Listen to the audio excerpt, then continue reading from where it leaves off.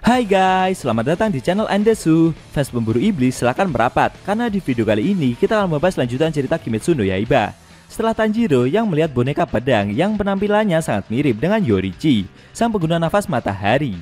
Lebih tepatnya kita akan mereview manga Kimetsu no Yaiba chapter 103 yang bersumber dari website manga kita, Mangaku atau Komiku. Buat kalian yang belum lihat review chapter sebelumnya, bisa klik link di pojok kanan atas video ini ya. Dan buat kamu yang cuma ngikutin animenya atau tidak mau kena spoiler, Enkun sarankan mending stop videonya aja dari sekarang. Nah, di chapter 103 ini, Tanjiro melihat Muichiro yang berlatih melawan boneka pedang Yorichi. Namun tidak lama kemudian, boneka itu mengalami kerusakan. Penasaran? Oke, langsung aja kita bahas. Let's go!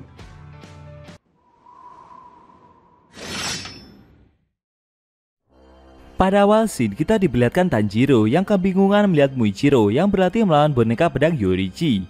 Dia merasa seperti pernah melihat wajah boneka itu di suatu tempat. Tanjiro bertanya-tanya, siapa boneka yang sedang dihadapi Muichiro tersebut. Selain itu, Tanjiro juga bingung, kenapa tangan dari boneka itu ada 6. Bocah bertopeng menjelaskan jika boneka tersebut dibuat dengan meniru seorang pendekar pedang sungguhan. Mereka membuatnya memiliki 6 tangan agar bisa meniru persis gerakan pendekar pedang itu. Besar kemungkinan pendekar pedang yang dimaksud ini adalah Yorichi itu sendiri, guys. Meski merasa mengenal wajah itu, Tanjiro mencoba bertanya kepada bocah bertopeng tersebut, siapa pendekar itu sebenarnya dan apa yang ia lakukan. Bocah tersebut menjawab jika dia tidak tahu detail cerita yang sebenarnya, karena boneka milik leluhurnya ini sudah ada sejak era Sengoku. Lebih tepatnya boneka itu sudah berumur lebih dari 300 tahun. Tanjiro yang mendengar cerita itu amat sangat terkejut. Dia heran jika sudah berusia selama itu, kenapa boneka tersebut tidak rusak sama sekali. Bocah bertopeng menjelaskan jika cara pembuatan dari boneka itu sendiri terlalu hebat, sampai-sampai generasi penerusnya belum bisa mencapai tingkat itu hingga di era ini sekalipun. Jadi kalau boneka itu rusak, bisa dipastikan mereka tidak bisa memperbaikinya lagi. Bocah itu bercerita jika saat ayahnya meninggal, dia tidak punya saudara kandung dan usianya juga masih terlalu belia. Jadi dialah sendiri yang harus memperbaiki boneka itu jika mengalami kerusakan. Dan sayangnya dia tidak punya bakat untuk memperbaiki pedang maupun boneka. Tanjiro yang mendengar cerita tersebut merasa kasihan dengan nasib bocah bertopeng itu. Sambil melihat Muichiro yang sedang berlatih, Tanjiro berpendapat jika pilar itu memang benar-benar menakjubkan. Padahal umur Muichiro sama dengannya, tapi dia terlihat sangat berbakat. Namun tiba-tiba pembicaraan mereka disela oleh suara yang dilontarkan seseorang. Suara tersebut juga memberitahu jika anak itu adalah keturunan dari pengguna nafas matahari. Setelah Tanjiro dan Kotetsu menengok, ternyata yang berbicara itu adalah gagak milik pilar kabut tersebut. Gagak itu meninggikan kelebihan yang pilar kabut tersebut miliki, dan dia juga menghina Tanjiro beberapa kali. Meskipun sempat terkagum dengan pengakuan barusan, tapi Tanjiro merasa jika pilar itu sama sekali tidak bisa menggunakan nafas matahari tersebut. Tidak terima dengan ucapan barusan, gagak milik Muichiro langsung mematok pipi Tanjiro. Pemburu iblis tersebut langsung berteriak kesakitan. Namun karena hal itu, membuat Tanjiro langsung teringat kejadian yang sama dengan apa yang pernah dia lihat.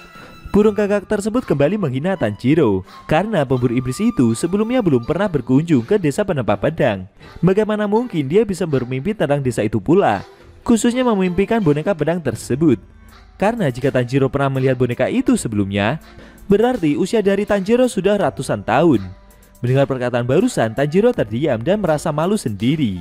Dia meminta maaf atas perkataan yang dia ucapkan barusan. Tapi bocah bertopeng itu menyanggahnya. Dia merasa jika mungkin saja itu adalah ingatan yang diwariskan. Menurut pepatah desa penempa pedang, ingatan itu bisa diwariskan kepada generasi penerus. Dan yang diwariskan tidak hanya penampilan saja. Dari cerita leluhur desa penempa pedang, makhluk hidup juga mewariskan ingatan mereka. Contohnya ada orang yang memiliki ingatan melihat pemandangan dengan saat mereka pertama kali menempa sebuah pedang, atau tahu caranya melakukan sesuatu yang belum pernah dia lakukan sebelumnya. Dan para penduduk desa penempa pedang menganggap itu semua sebagai ingatan yang diwariskan. Jadi bisa dipastikan mimpi yang pernah Tanjiro lihat besar kemungkinan itu adalah ingatan dari leluhurnya. Mendengar penjelasan tersebut, sambil berterima kasih, Tanjiro memperkenalkan namanya. Bocah bertopeng itu juga memperkenalkan namanya juga. Dia bernama Kotetsu. Namun tiba-tiba suara benturan keras terdengar. Seketika mereka berdua langsung kembali melihat latihan yang Muichiro lakukan. Efek dari latihan sengit yang Pilar itu perbuat sampai membuat baju Zira milik boneka Yoruichi mengalami kerusakan. Kotetsu yang melihat hal itu tidak bisa menahan diri. Dia langsung berlari dan pergi meninggalkan tempat tersebut. Tanjiro mencoba mengejar bocah itu dan berencana untuk menghiburnya. Kotetsu yang sedih itu memanjat sebuah pohon dan menangis. Tanjiro mencoba untuk menyemangatinya. Menurutnya bocah itu masih mempunyai masa depan. Suatu hari dia pasti bisa melakukan hal yang saat ini belum bisa dia lakukan. Sayangnya bocah itu mudah patah semangat. Dia merasa pesimis dengan kemampuan yang dia miliki. Padahal Kotetsu sendiri masih kecil dan masih banyak hal yang bisa dia lakukan nanti. Lalu Tanjiro juga ikut memanjat pohon dan dia sampai menyetil dagu bocah tersebut. Menurut Tanjiro, jika Kotetsu tidak bisa melakukannya sendiri, maka biar orang lain saja yang melakukannya. Namun dia harus berusaha terlebih dahulu agar nanti bisa mewariskan kepada generasi selanjutnya. Tanjiro sendiri bercerita jika dia ingin mengalahkan Muzan dan mengembalikan adiknya menjadi manusia. Meski begitu, Tanjiro juga mengakui kalau dia bisa saja mati tanpa berhasil melakukan itu semua. Sambil memegang tangan bocah tersebut, Tanjiro mengajak Kotetsu untuk berjuang bersama. Lalu meski menangis, bocah itu mencoba untuk tegar. Dia telah mempersiapkan mental dan bersiap melihat boneka itu dipakai untuk berlatih meski nantinya akan hancur. Beberapa saat kemudian mereka kembali ke tempat Muichiro berada. Sambil jalan bareng, Tanjiro juga sempat berbincang beberapa hal kepada Kotetsu. Namun di luar dugaan, pilar kabut itu malah berjalan pergi melewati mereka berdua begitu saja. Sontak Tanjiro dan Kotetsu langsung kaget. Mereka bertanya soal sesi latihan yang dia jalani. Muichiro bercerita jika barusan latihannya lumayan hebat. Selain itu, pilar tersebut telah merusak pedangnya sendiri. Dan dia berencana akan membawa salah satu pedang yang digenggam potongan tangan boneka ini. Melihat tangan boneka leluhurnya yang telah terpotong, Kotetsu terkejut. Lalu dia langsung bergegas menuju tempat bonekanya berada. Sebelum mengejar bocah itu, Muichiro sempat menyerahkan pedangnya yang sudah rusak tersebut dan meminta Tanjiro untuk membuangnya. Lalu pilar kabut itu pergi meninggalkan mereka begitu saja. Melihat perlakuan yang seenaknya sendiri yang Muichiro tunjukkan, Tanjiro merasa jika pilar tersebut tidak berniat buruk kepadanya. Tapi yang bikin Tanjiro agak sebel adalah sikap sombong dari gagak milik Muichiro itu. Setelah itu, Tanjiro segera bergegas mengejar Kotetsu. Sesampainya di tempat bocah tersebut berada, dia jadi merasa kasihan karena boneka Yoruichi itu sudah tidak bisa berdiri lagi dan mengalami kerusakan yang sangat parah. Sambil diiringi air hujan yang turun, Tanjiro menghampiri Kotetsu dan mengajaknya untuk mengajak boneka tersebut.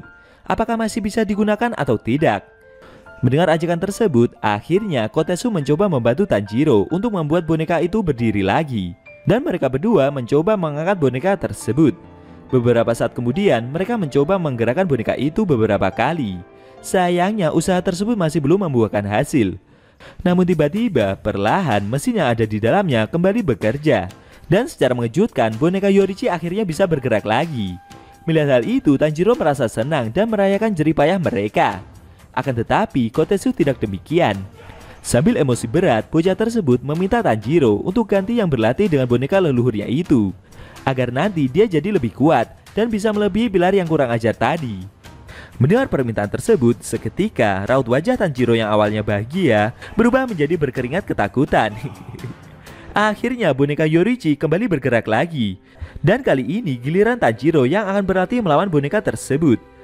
Apakah dengan berlatih melawan boneka itu akan membuat Tanjiro menjadi semakin lebih kuat? Dan mungkinkah dengan berlatih seperti itu dia akan semakin mampu menggunakan pernafasan matahari seperti Yoruichi di masa lalu? Sayang sekali scene cerita manga Kimetsu no Yaiba chapter 103 telah berakhir.